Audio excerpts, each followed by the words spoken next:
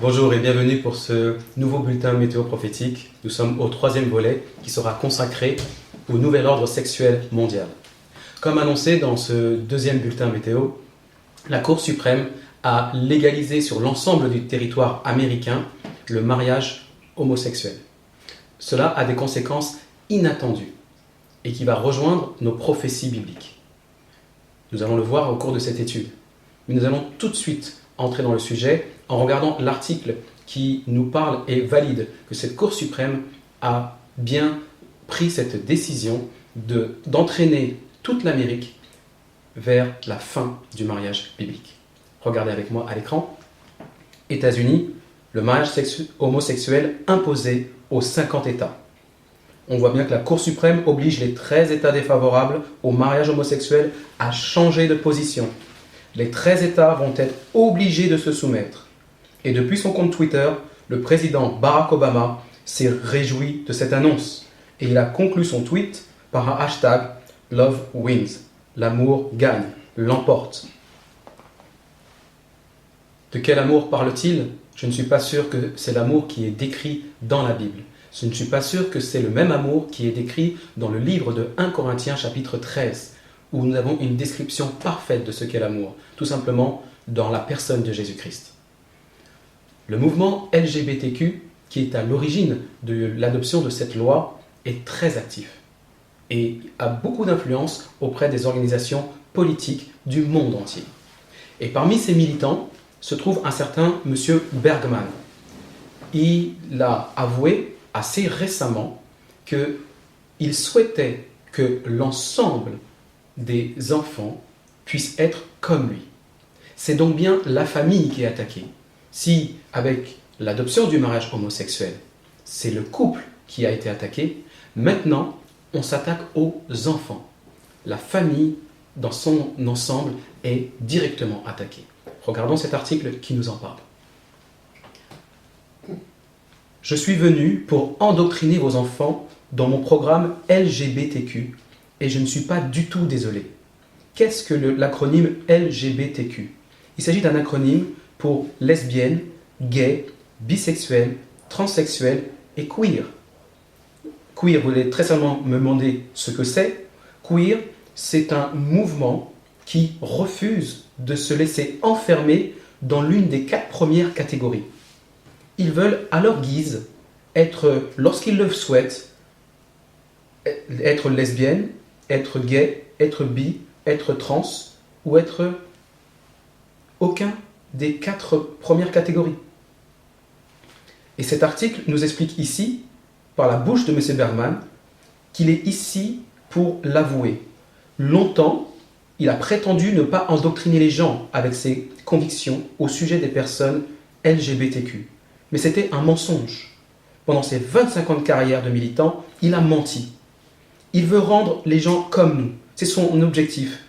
Il veut faire de vos enfants des gens comme lui et sa famille, même si cela va à l'encontre de nos convictions religieuses. Son travail, c'est d'influencer les gens, surtout les enfants.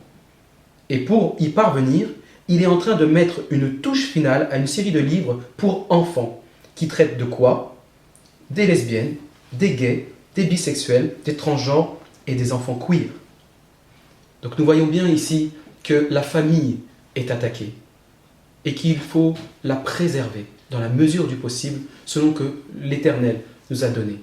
Cette famille a été créée dans le Jardin d'Éden et Dieu avait pourvu au bien-être de la famille en créant un homme et une femme pour qu'ils puissent se compléter et ainsi refléter l'amour de Dieu pour ses créatures. En remettant en cause ce que l'Éternel avait prévu, on remet aussi légitimement en cause l'amour de Dieu. Et comment donc, ces dernières années, le mouvement LGBTQ a pris de l'ampleur ? Si l'homosexualité existe depuis toute éternité, si on pourrait dire, ces 20 dernières années, voire 25 dernières années, il y a eu un mouvement d'accélération que peu de gens ont vu venir. Et je vous invite à lire cet article avec moi qui nous parle justement de l'origine de ce qu'on appelle la théorie du genre. La théorie du genre a été créée par John Money, un sexologue néo-zélandais, mais elle a été popularisée par Judith Butler, notamment par son ouvrage Troubles dans le genre, écrit en 1990. Alors, qu'est-ce que la théorie du genre? Une première définition en bleu nous dit « on est mâle ou femelle, mais l'on peut, indépendamment de cette évidence, être homme ou femme », ce qui revient à nier les différences sexuées biologiques. La deuxième définition, qui vient la compléter, dit que pour éviter que les filles et les garçons ne constatent qu'ils sont différents, au nom de l'égalité, la société, école et crèche, doit les conditionner pour qu'ils se croient indifférenciés et leur permettre de choisir le genre auquel ils appartiennent, la biologie se contentant de leur donner un sexe. Ces définitions nous expliquent donc qu'il place la volonté de l'être humain au-dessus de celle de Dieu. On peut naître homme ou femme, peu importe. L'être humain s'élève au-dessus de ce que Dieu nous a donné à la naissance et décide de lui-même ce qu'il veut être. Il refuse de rentrer dans le plan miséricordieux de Dieu, car lorsqu'il donne un sexe et un genre, c'est un honneur. Il a une mission bien particulière, il a des œuvres bien particulières qu'il a créées d'avance afin que nous les accomplissions. En changeant de genre, en changeant de sexe, c'est une façon implicite de dire « Non, Seigneur, Dieu, nous ne voulons pas de ton plan ». Alors, comment on va voir cette théorie du genre s'est introduite dans la société? Notamment, comme vient de le dire M. Berman, par le biais de la littérature. Car les enfants sont très sensibles aux histoires dès le plus jeune âge. Ils sont souvent très demandeurs. Et quoi que mieux que pour la littérature que de se tourner vers le salon du livre et de la jeunesse qui se tient chaque année à Montreuil. Un article nous parle de cela et notamment une interview de cette directrice de ce salon qui nous explique comment ces dernières années, ces livres ont introduit la théorie du genre au sein même du cercle des enfants. Regardez ensemble. Théorie du genre, la littérature jeunesse, un danger pour nos enfants. Article datant de février 2014. Madame Sylvie Vassallo, la directrice du Salon du Livre et de la presse jeunesse en Seine-Saint-Denis, s'exprime en disant « La littérature pour enfants n'est pas le lieu de l'apprentissage, de l'éducation, ni morale, ni sexuelle. Si évolution il y a, elle ne date donc pas de la loi Taubira sur le mariage pour tous, rajoute-t-elle. Elle tient sans doute à une évocation plus explicite dans les albums de l'homosexualité ou de l'homoparentalité. Exemple de livre, Tango à deux papas. C'est une histoire vraie qui raconte celle d'un couple de deux manchots mâles au zoo de Central Park à qui en 2000 un œuf avait été confié.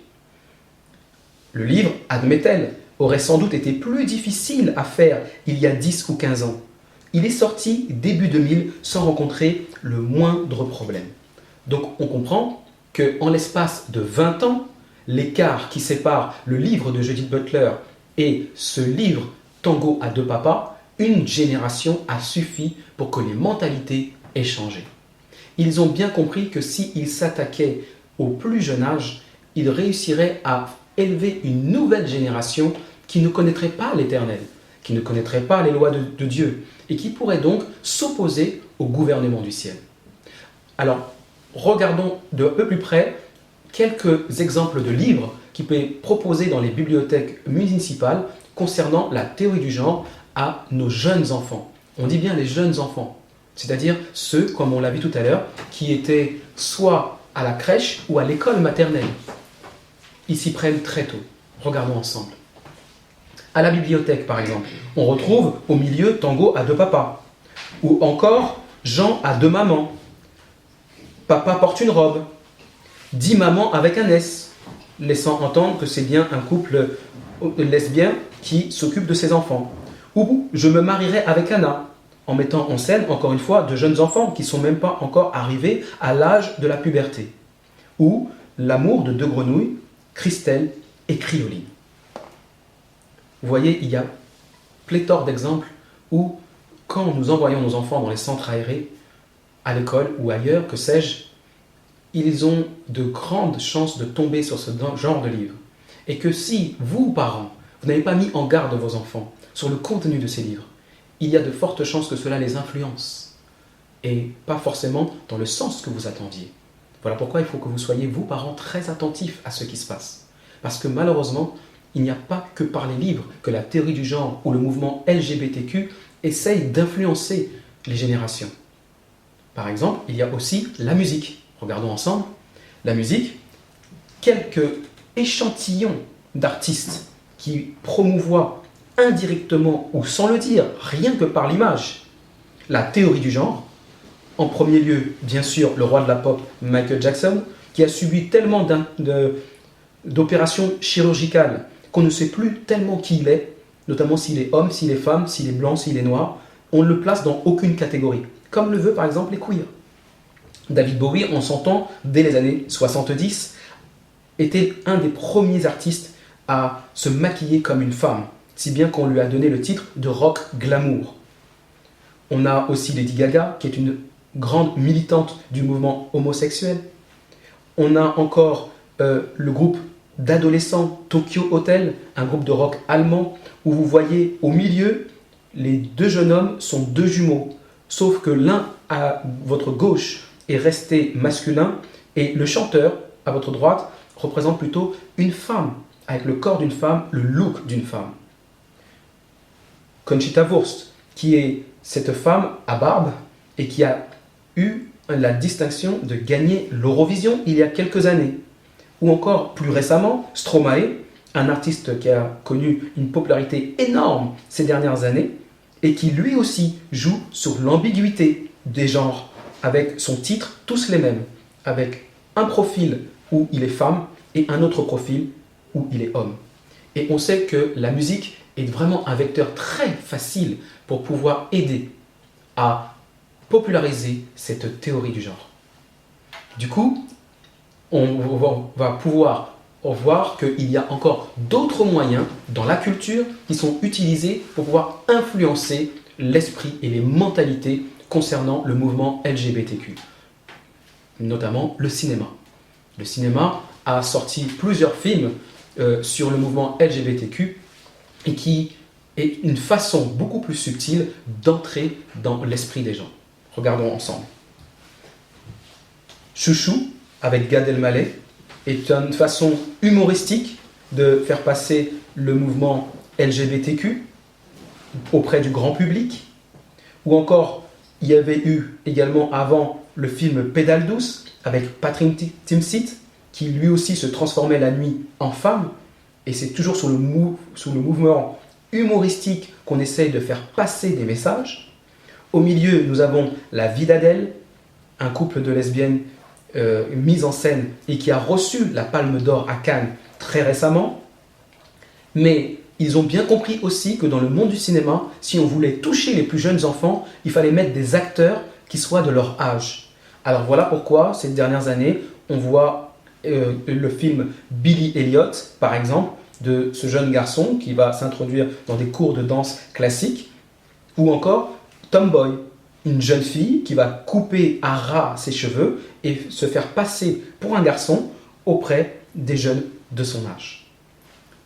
Vous voyez, on a vu la littérature, on a vu la musique, on a vu le cinéma. Très légitimement, un quatrième exemple, c'est la télévision. La télévision, beaucoup de personnes ont un poste de télévision chez eux et c'est une autre manière, une autre façon, une autre voie pour le mouvement LGBTQ de pouvoir entrer dans les foyers et endoctriner les enfants, comme avait dit M. Bergman. Et ces dernières années, vous avez remarqué que s'est développé les séries de télé-réalité. Et il y en a une qui est connue à travers le monde entier et qui s'appelle L'incroyable famille Kardashian. Cette fameuse famille Kardashian, la mère de Kim Kardashian, était mariée à un certain monsieur Bruce Jenner. Et monsieur Bruce Jenner s'est séparé de madame Kardashian. Mais pour quelle raison? Nous allons le voir dans cet article. Cet article date de février 2015, donc encore une fois, il est très récent. Et M. Bruce Jenner a décidé de devenir transgenre. Il a subi depuis 2014 des opérations chirurgicales et a pris l'apparence d'une femme. Donc la photo que vous voyez où c'était un ancien champion de décathlon, il est devenu cette femme avec cette casquette et qui donc va promouvoir le mouvement transgenre. La presse People, bien sûr, en a fait les choux gras, et il était prévu initialement qu'il refasse surface dans l'émission de télé-réalité L'incroyable famille Kardashian. Finalement, il a eu une promotion encore mieux que ça. Il a eu sa propre émission, AM Kite, et qui a été récemment diffusée sur la chaîne E! Pour pouvoir promouvoir et mettre en scène sa propre vie de femme désormais. Donc vous voyez comment, à travers le monde de la culture, le mouvement LGBTQ essaye d'encercler les familles pour pouvoir casser les codes bibliques dans lesquels ils ont grandi. M. Berman l'a bien dit, ils sont là pour changer les enfants, surtout les enfants, même si cela va à l'encontre de leurs convictions religieuses. Il y a donc bien là un danger sérieux à prendre en compte. Mais vous savez, on vient de le dire, il faut toujours aller plus loin. Et comment aller plus loin? C'est de prendre en fait des enfants, les mettre en scène afin que ceux qui vont regarder derrière leur écran de télévision puissent encore mieux s'identifier. C'est le prochain article qui va nous en parler encore mieux. Regardons ensemble. All That Jazz, TV series, et là on met en starification un transgenre du nom de Jazz Jennings. Cette photo, c'est la photo d'un jeune garçon, et pas d'une jeune fille, d'à peine 14 ans, qui est un ardent défenseur des droits des jeunes trans. Et on lui a confié pas moins que sa propre télé-réalité, où il va pouvoir être mis en scène, notamment dans ses relations amoureuses. La chaîne TLC qui a décidé de diffuser cela explique que avec TLC, on peut raconter l'histoire de cette famille d'une façon qui célèbre et démystifie les différences dans un effort pour aider à créer un monde sans préjugés. Voilà. Je pense que c'était quelques exemples, il n'y en avait pas beaucoup, mais ça montrait comment le monde de la culture était au service de ce mouvement LGBTQ, lui-même au service d'aller à l'encontre des convictions religieuses. Ils sont là tout simplement pour essayer de détruire l'image de la famille biblique telle que Dieu l'avait prévue et telle que c'est décrit dans le livre de la Genèse. Mais il n'y a pas que le monde du divertissement qui a été touché et approché par le mouvement LGBTQ. Il y a aussi le monde politique. Et là, on peut se poser de sérieuses questions. Comment ça se fait que nos élites qui sont là pour nous gouverner ont été aussi touchées par cette communauté? Ça a commencé très tôt. On sait, comme je vous l'ai dit tout à l'heure, que le livre de Judith Butler, en 90, a popularisé ce mouvement de transgenre. Mais à peine 5 ans plus tard, on voit que les plus grandes instances politiques de ce monde ont eux aussi adopté cette théorie du genre et l'ont donc inscrit dans leur agenda politique. Regardons ensemble.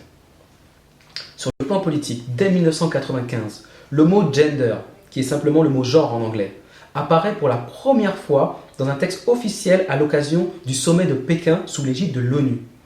Et vous savez à quelle occasion ils ont utilisé ce mot gender? À l'occasion d'une conférence mondiale sur les femmes. Donc c'est au nom de la lutte contre les discriminations faites aux femmes qu'ils en profitent pour essayer d'insérer très subtilement, implicitement, une nouvelle notion, un nouvel ordre mondial. Donc il y a là une tromperie, une supercherie qui est très habilement menée et qui consiste à faire quoi? À prendre ce qu'on appelle un cheval de Troie qui a donc une apparence inoffensive, comme l'est par exemple la lutte contre les discriminations faites aux femmes, et on en profite pour mettre à l'intérieur un cadeau empoisonné, qui est la théorie du genre. C'est très malin et très subtil, mais malheureusement, beaucoup dans cette société sont tombés dans ce piège. Au nom de l'égalité homme-femme, ils en ont soutenu ce mouvement très fortement en militant dans la rue ou dans des associations, ou simplement en y adhérant, en apportant leur soutien. Mais ils n'ont pas vu que derrière ce décor se cachait un nouvel ordre sexuel mondial qui allait remettre en cause toute la famille telle qu'on l'a conçue depuis la création du monde. Mais ce n'est pas fini. Si en 1995, on a introduit le mot genre, dès 2000, l'Union européenne s'en est aussi mêlée. En 2000, une directive de l'Union européenne reconnaît l'orientation sexuelle comme critère de discrimination. Et cela, c'est une directive du Conseil du 27 novembre 2000. Donc on va encore une fois plus loin, mais très vite. Vous voyez, en l'espace de 5 ans, on maintenant introduit au nom toujours de cette fameuse égalité l'idée que l'orientation sexuelle n'est pas un problème, n'est pas un danger pour nos familles qu'on appelle aujourd'hui traditionnelles. On est même obligé de ajouter le mot traditionnel parce qu'on sent que implicitement il y a un risque qu'elles disparaissent peu à peu. Même le vocabulaire est ciblé et prudent sur la famille biblique qu'on appelle maintenant famille traditionnelle. Ça ne s'arrête pas là. Il y a encore un troisième exemple à vous montrer. Le voici. En 2009, un rapport parlementaire européen introduit également l'idée de discrimination fondée sur l'identité de genre. Et c'est à quelle occasion? Quel est le cheval de Troie qui a été utilisé pour introduire l'identité de genre? C'est tout simplement les droits de l'homme. Donc vous voyez, au nom de l'égalité, que ce soit l'égalité homme-femme, que ce soit l'égalité entre les sexes, entre les orientations sexuelles, ou au nom de l'égalité basée sur les droits de l'homme, on en profite pour avancer masqué. Et ainsi, il est plus simple pour le mouvement LGBTQ de mettre en place leur fameux agenda, comme avait dit M. Bergman. Et on va voir comment, en fait, ça se met en place dans nos politiques nationales et notamment en France. M. Payon, qui était à l'époque en 2013 ministre de l'Éducation nationale, a envoyé une lettre à l'ensemble des recteurs pour soutenir ce mouvement. Regardez cet article. Il est dit que M. Payon a envoyé une lettre dans laquelle est écrit « Je vous invite également à relayer avec la plus grande énergie, au début de l'année, la campagne de communication relative à la ligne Azur, ligne d'écoute pour les jeunes en questionnement à l'égard de leur orientation ou de leur identité sexuelle. » Vous pouvez essayer, ce 0810 existe toujours. Et c'est bien par le biais de nos impôts qu'est financée cette ligne qui est là pour aider vos enfants à choisir leur propre orientation sexuelle, bien sûr celle qui s'écarte de ce que la Bible nous enseigne. Donc vous voyez bien que tous nos politiques, et la France y compris, sont en train de jouer le jeu de ce mouvement impulsé par la communauté LGBTQ. Mais ça ne s'arrête pas là, évidemment. Ça va toujours plus loin, toujours et encore plus loin. En France, depuis quelques années, existe ce qu'on appelle la journée de la jupe. Et dans tous les lycées, au nom, encore une fois, de l'égalité homme-femme, du soutien contre les discriminations faites aux femmes, les jeunes lycéens, nos jeunes ados, s'habillent comme des femmes, en portant des jupes et des robes toute la journée, en soutien de ce mouvement. Mais ils ne se rendent pas compte qu'ils sont en train de se faire manipuler, car ils ne savent pas, derrière, en fait, ce qui paraît comme une journée humoristique, quel est l'agenda qui va les impacter quand eux-mêmes vont devenir adultes et vont vouloir fonder leur propre famille. Mais malheureusement, comme on l'a vu, le mouvement LGBTQ est là pour changer la mentalité des enfants, leur faire aller à l'encontre de toute conviction religieuse. Et voilà-t-il pas qu'ils sont obligés de jouer le jeu parce qu'ils n'ont pas forcément autour d'eux des parents attentifs qui essaient de leur expliquer les dangers de rentrer dans ce mouvement. Mais ça ne s'arrête pas là. Comme je vous l'ai dit, ça va toujours et toujours plus loin. Regardons ensemble, encore une fois, ce nouvel article avec nos politiques qui sont mis encore une fois en scène. Najat Vallaud-Belkacem, en 2013, était ministre des droits des femmes et porte-parole du gouvernement. Et elle a prétendu que la théorie du genre, ça n'existe pas. C'est comme le monstre du Loch Ness. Tout le monde l'a vu, tout le monde en parle, mais personne ne l'a vu. Or, c'est oublier que 2 ans auparavant, elle avait répondu à une interview où il lui était demandé en quoi la théorie du genre peut-elle aider à changer la société. Et que répond-elle? Elle répond de manière très détaillée sur la question, comme quoi elle était véritablement bien renseignée. Je lis la théorie du genre qui explique l'identité sexuelle des individus autant par le contexte socio-culturel que par la biologie, a pour vertu d'aborder la question des inadmissibles inégalités persistantes entre les hommes et les femmes, ou encore de l'homosexualité, et de faire œuvre de pédagogie sur ces sujets. Donc vous voyez bien que c'est toujours le même cheval de Troie qui est avancé, c'est-à-dire l'égalité homme-femme, mais derrière se cache toujours la même chose, c'est finalement faire avancer l'agenda du mouvement LGBTQ, qui est là pour détruire l'image de la famille traditionnelle. Cette famille est en danger plus que jamais, et surtout avec l'adoption du mariage pour tous dans la plupart des pays de ce monde, on peut comprendre qu'il y a véritablement un danger pour que la parole de Dieu puisse continuer à s'appliquer sur cette planète.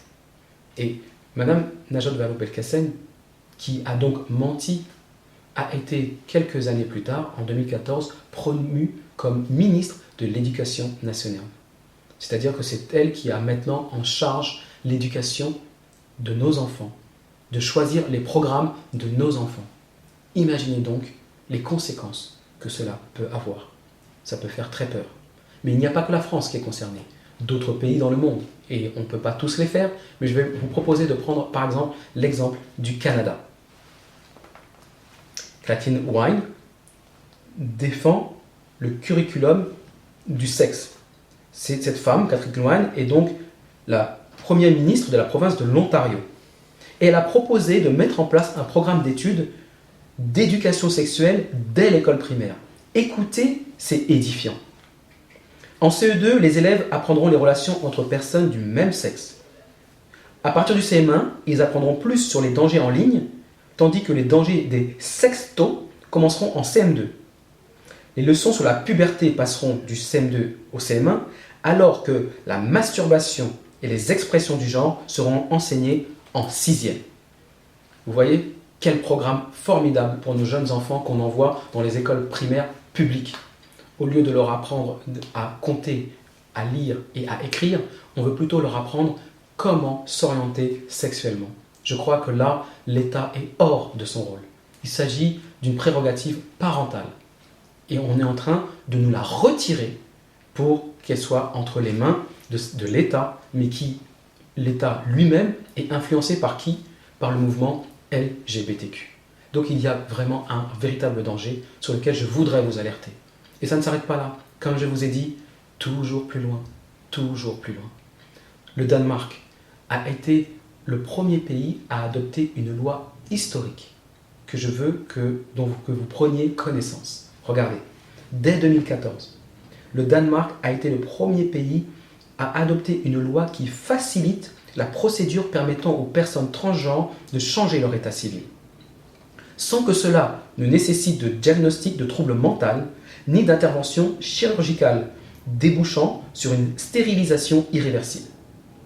Et Madame Helen Jacobson d'Amnesty International insiste en disant « Tous les États doivent faire le nécessaire pour que les personnes transgenres puissent obtenir la reconnaissance juridique de leur genre par le biais d'une procédure rapide. » Une fois, comme on dit, que la boîte de Pandore est ouverte, il y a d'autres choses qui rentrent.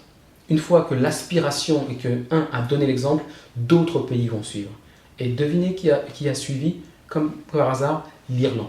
L'Irlande qui était l'une des dernières nations européennes à être très en retard sur ces questions et qui a adopté de manière historique aussi la loi pour le mariage pour tous sur la base d'un référendum, ce qui n'était jamais arrivé dans l'histoire de l'humanité, est maintenant un pays qui est en train de rattraper, entre guillemets, son retard sur toutes ces lois liberticides, en tout cas pour le mariage biblique pour la famille traditionnelle. Regardons ensemble. Article qui date du 20 juillet 2015, assez récent. 2 mois après avoir voté le mariage gay, le pays autorise ses concitoyens majeurs à faire changer librement la mention de leur genre dans leur état civil. Seuls le Danemark, l'Argentine et Malte sont aussi progressistes dans le monde entier. Et donc maintenant, il sera possible dès la fin juillet que le changement d'état civil soit désormais accordé sur simple auto-déclaration du citoyen. Mais les associations LGBT se réjouissent, mais aimeraient voir la loi élargie au cas des personnes intersexes et non-binaires, c'est-à-dire qui ne se définissent ni comme hommes ni comme femmes. Mais si ça s'arrêtait là, ça aurait été bien. Mais ils vont encore plus loin. Et là, cette fois-ci, c'est une militante des droits de l'homme, ce fameux cheval de Troie dont je vous ai parlé depuis le départ, qui dit qu'il faut aussi penser au cas des mineurs, donc des enfants. Parce que en excluant les enfants de la possibilité de changer leur état civil, on risque de condamner les enfants à des sentiments de stigmatisation, d'exclusion et de discrimination. N'est-ce pas formidable? On va toujours plus loin. Voilà pourquoi la Bible nous dit et nous rappelle que Proverbe 22, verset 6, instruit l'enfant dès son plus jeune âge. Instruit l'enfant selon la voie qu'il doit suivre. Et quand il sera vieux, il ne s'en détournera pas. L'Éternel a laissé dans sa parole sainte, la Bible, toutes les instructions et les avertissements nécessaires afin de pouvoir contrer cette prophétie qui avait aussi été annoncée d'avance. Chers parents, surtout vous, chrétiens, je vous invite réellement à repenser le temps que vous passez avec vos enfants, à vous intéresser au programme de vos enfants, aux loisirs de vos enfants. Car si vous ne le faites pas, si vous laissez un vide, ça sera l'État qui va s'en charger à votre place. Et il ne faudra pas s'étonner lorsqu'ils deviendront plus grands et adolescents qu'ils ne voudront pas vous suivre dans la voie de l'Éternel. Parce que d'autres se seront occupés d'eux dès leur plus tendre enfance. Voilà mon avertissement pour aujourd'hui. Ça ne fait que clôturer la première partie de cette étude. Maintenant, nous allons passer à l'étude prophétique proprement dite. À tout de suite.